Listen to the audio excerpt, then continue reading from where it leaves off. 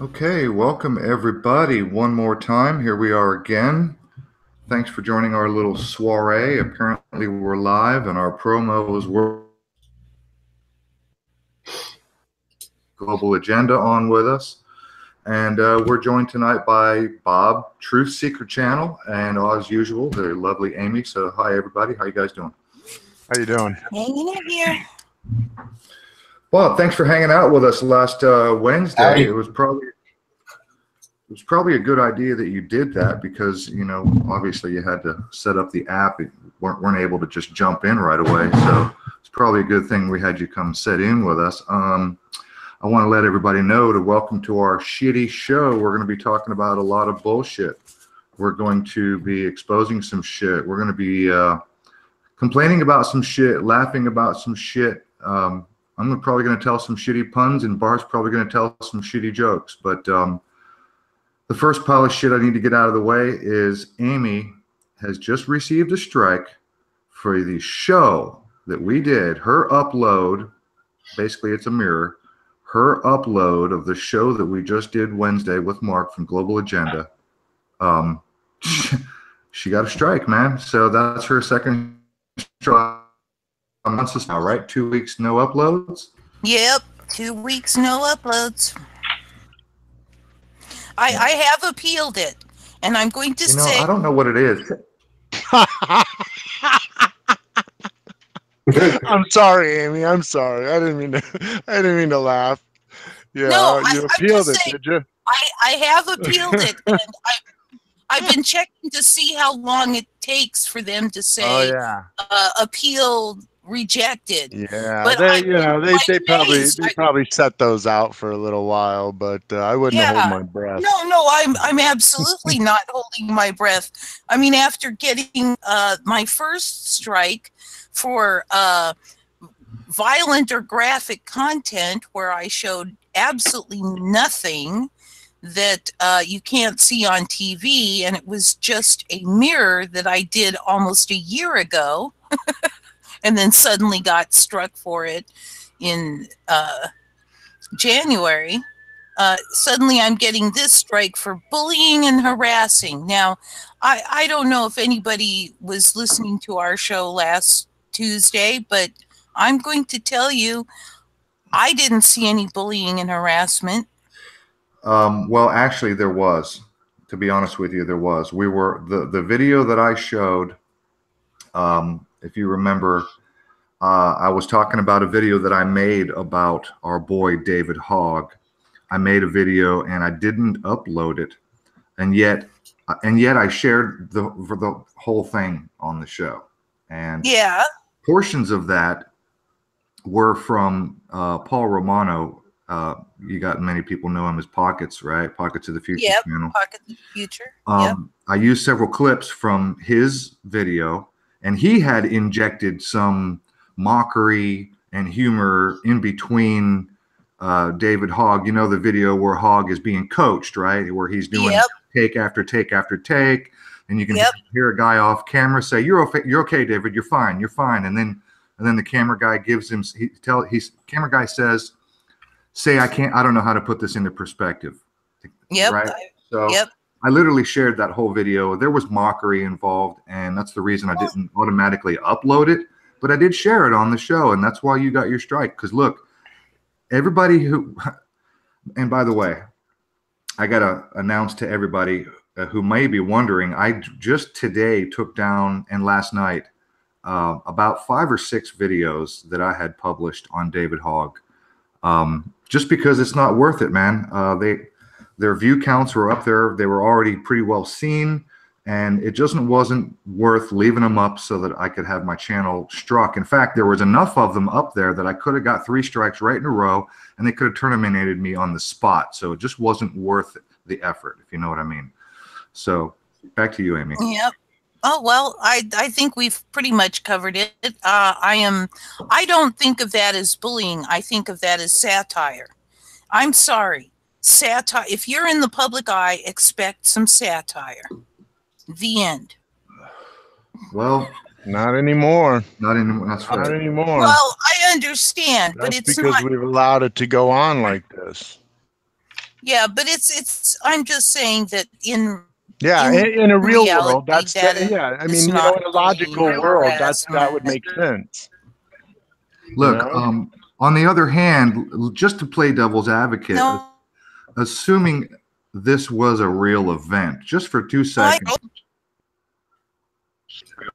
I'm sorry, Amy. We're talking over each other, I think. What's going on here? You guys can hear me, right? Amy? But you're breaking up a little bit for me. You know, isn't that funny that we were chatting before I started the broadcast, and all of our connections were totally fine until the broadcast started? Yes. Anyway,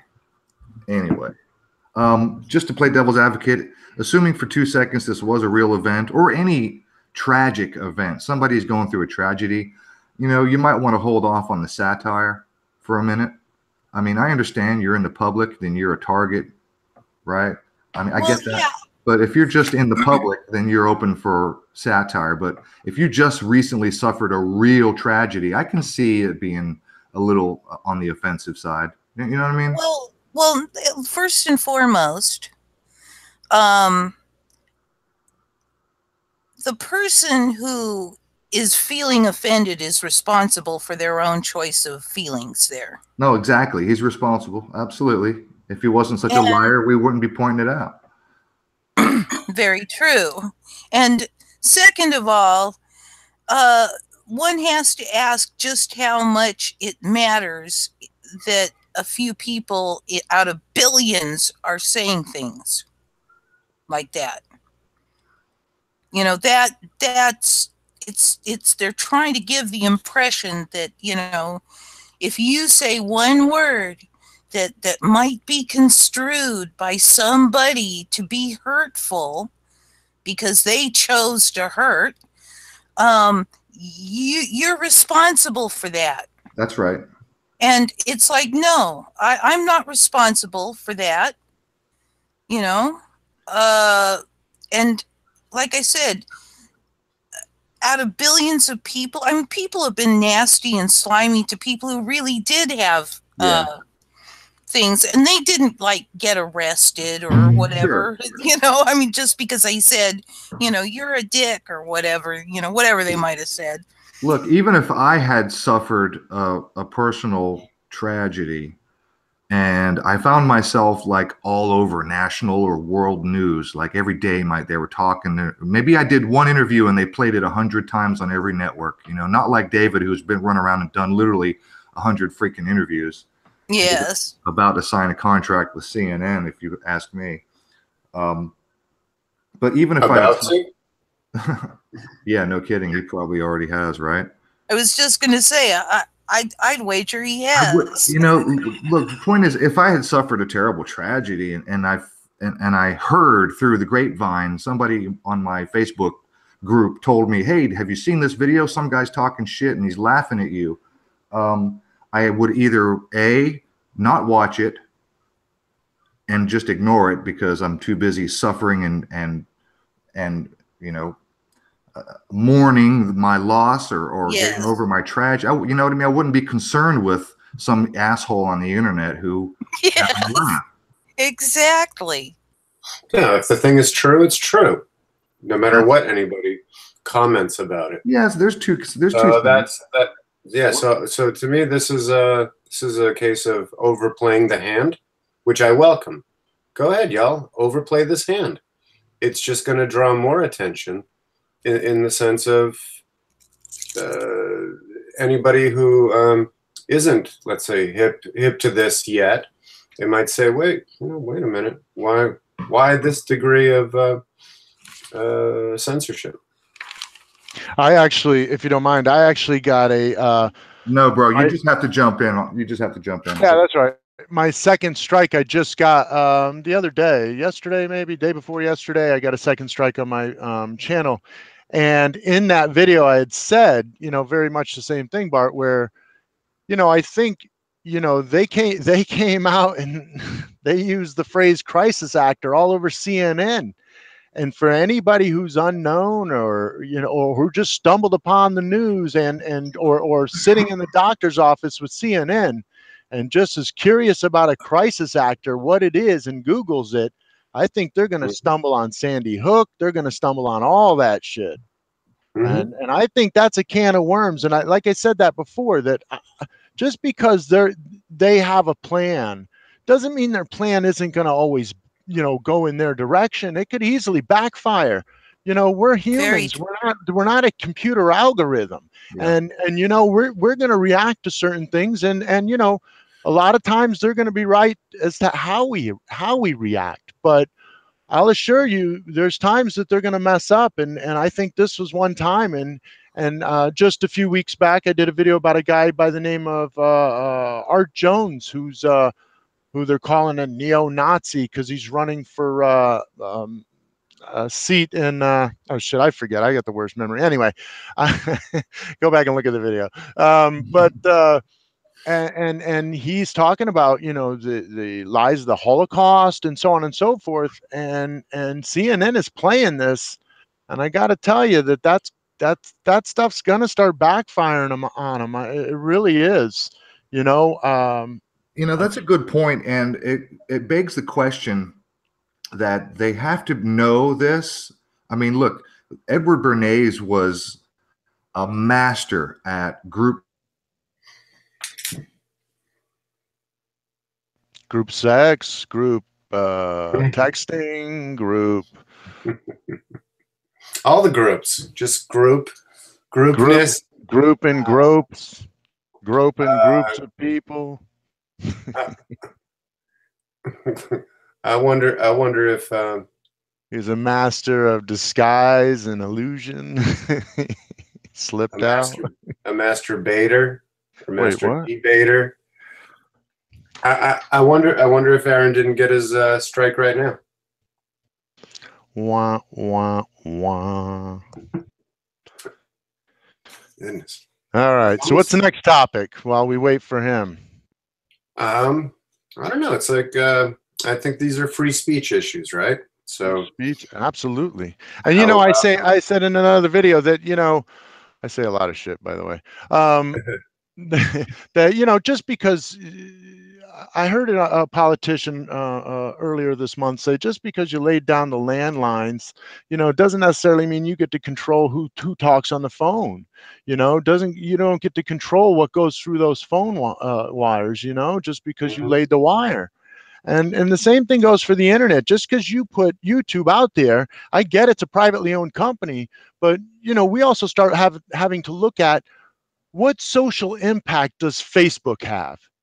I mean, I would say it has a huge social impact. That being said, you can't treat that as a private company. You have to treat that as something that should allow free speech because it has a social impact. Yes. How can you pay for an ad? How can you allow people to pay for ads to completely pump out a certain agenda? Meanwhile, the Facebook is restricting everything anybody says that goes against their agenda. So the only propaganda you're getting is bullshit propaganda. And that's supposed to be free speech. And that's supposed to be what we're supposed to accept because it's a private industry, a private company. Bullshit. Where else are we supposed to speak out? Where else do we have an ability to speak? Well, Yeah. allegedly within free and open society, but I think Yeah, but the that's what that degree, is. That's a free and open social media society. right? But to the degree that we are free, that we actually live in a free and open society, and that's the way it really operates on the ground, I think is reflected in a sense on platforms like Facebook, where you see a ton of hypocrisy. Absolutely. And I think that's, yeah, like I said, it's a reflection of the ton of hypocrisy that you see out in the real world. Well, that's what, just like the mainstream media, the hypocrisy, mockery, it's all their game. It's all what they like to play to us. And I It's all laughing at us, and it's all just goofing on us. You got a goddamn a channel out of the 300 that show nothing on cable. You got channels called the Learning Channel that doesn't show anything but bullshit 90-day fiance shit. That's the Learning Channel for us, Goyim. That's what we get to learn. They put us out there and they mock us and they make us look like fools, and that's all those shows are designed to do. That's all they're designed to do, to make us look like idiots and fools. And who's behind the camera? Who's editing? Who's producing that program? Who's airing that program, cutting it up the way that they want it to sound and look? We need to start looking at that shit. That's not free speech. No, it totally isn't. And I just want to make the point that it almost gets to this point where if there's too much not resistance, but like a reverse mockery of them, they can't handle it. It's like that saying of they can dish it, but they can't take it, right? And then all of a sudden they're all butthurt, like, oh, no, mocking and ridiculing the populace, that's our racket. You don't get to mock and ridicule us, right? It's yeah. How about Poland just passed that new law that says, don't call it Polish death camps. Because they don't want to be, they want to, distance themselves from the Holocaust, because they know the story of the Holocaust. And now look at Israel freaking out. Oh no, what do you mean you're not buying our story? What do you mean? Right. And now I just posted a video on an advertisement that was pulled. I forget who one of these foundations, pro-Israeli foundations, that posted an ad that was asking the U.S. to issue sanctions against Poland for this new law. And they uploaded it, and within the first 5 hours, I think it had 100,000 views and 50,000 dislikes. And they ended up having to pull the video because the comment section was being blown up. Yeah, I can imagine. Let me tell you something. They can't put that stuff out there. We're starting to catch on to the lies. Well, there you go. This is all the mockery and bullshit. This is where I say, go ahead and overplay the hand. Absolutely. I think you're right. I think the mockery is going to kick back in their face. And you know what? History will repeat itself. History has always repeated itself, and it will. Strike 3, you're out. Yeah, so we're not totally sure what all is going on with Aaron. All right. Has he been communicating with you? He not just me. He's having serious network problems, whatever that means. But he's tried to rejoin now 4 times. Wow. And he's not really getting in, I guess. I don't know what the deal is, but apparently if the show gets cut short, people, well, we just have to live with that. You know what this reminds me of is that really fake footage. It's now a classic. It's CNN footage where the dudes are obviously on a studio, and there's like a palm tree or a potted palm tree, and they have their helmets on, and they're ducking, and they're like as if they were in a war zone. And then somebody over there with a Casio sampler is going, is pressing buttons. I'm assuming it's a Casio. It could have been a Panasonic. I don't know, but bomb sounds, right? And then they get the gas masks on, right? Right. Actually, only one of them got the gas mask. Right. Oh my goodness. Yep. It's So, all the same stuff. I'm enjoying. Yeah. So I think that I wonder who has the best collection out there of all of this sort of anecdotal evidence, that if you just go ahead and string all of those together, here's the obvious fakery from 30 years ago, here it is again 25 years ago, here it is again 20, and you'll see, okay, yeah, it gets slicker and the production value is way better on it, but you can still tell. You can still read people's eyes. You can still smell the crapulence in the air. And yeah, interesting stuff. Is it just me? No, I'm Oh, here. yeah. Okay. Looks like we Yeah, lost. and so far we're still. Yeah, I think we lost Bob. Yeah, Aaron's out again. I'm here. Oh, there he is. So then we can talk about, let's see, we can talk about who did 9/11, right? We can always discuss that. Are you prepared for another strike? Do we want to go that far back? That far back? I don't know. I think that's Right? critical. I think that's critical because, what was going on then is equally what's going on today. We have hundreds of politicians, that have a dual citizenship with Israel. And not only that, so not only does 1% of a class of people represent 40-50% of our politicians and 99.99 financially, how is it that we're still allowing these people to be in office when would it be acceptable if it was Russia or North Korea or Iraq or no? I can answer that. We don't make that choice. That's right, 100%. It's a corporation, and the owners of the corporation decide who they 100%. fill their offices with. 100%. That's why. Well, no, right. I understand the it's kind of a rhetorical question, but why do we accept it? That's what needs to be asked, is why do we accept it? You go walk the streets and I bet you can talk to 100 people and 98 of them aren't going to have a clue. I agree. And I can tell you I don't accept it. I don't accept it, and I don't consent to the whole system. Of course not.